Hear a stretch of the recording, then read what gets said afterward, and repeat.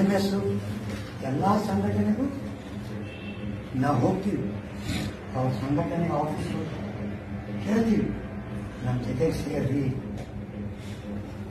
ಪೆನ್ಷನ್ದಾರ member ಅಲ್ಲ, ಪೆನ್ಷನ್ದಾರಿಗೆ ಏನು ಮಾಡೋದು, ನನಗೆ ಸಹಾಯ ಮಾಡಿ. ಅವರು ಕೂಡ ನಮ್ಮ ಜೊತೆಗಿದ್ದಾರೆ.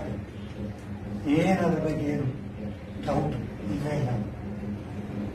ನಾನು ಏನು ಹೇಳ್ತೀನಿ ಅಂದ್ರೆ, ಈ ಏನೇನು ವಿಚಾರಗಳು ಮಾಡಿರಲ್ಲ, ಯೂನಿಯನ್ ಅನ್ನೋದು ತಲೆಗೆ ಬರಬೇಕು. ಈ ಸೋಷಿಯಲ್ ಆರ್ಗನೈಸೇಷನ್ ಜೊತೆಗೆ ಜಾಯ್ನ್ ಆಗಿ ಪೆನ್ಷನ್ ಬರೋದಂತೂ ನಾವು ರೊಕ್ಕ ಕೊಡ್ತಾನೆ, ನಾವು ಭಿಕ್ಷಾ ಬೇಡ.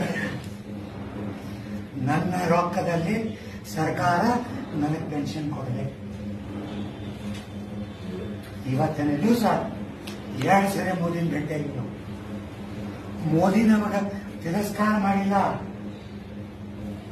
ಮೋದಿ ಏನೇನು ಮೈ ಕರುಂಗ. ಮೋದಿ ಹೆಂಗಿದ್ದಾನೆ ತಿಳಿದವ್ರಿಗೆ ಗೊತ್ತದ, ನಾ ಯಾರಿಗೂ ಹೇಳಲ್ಲ.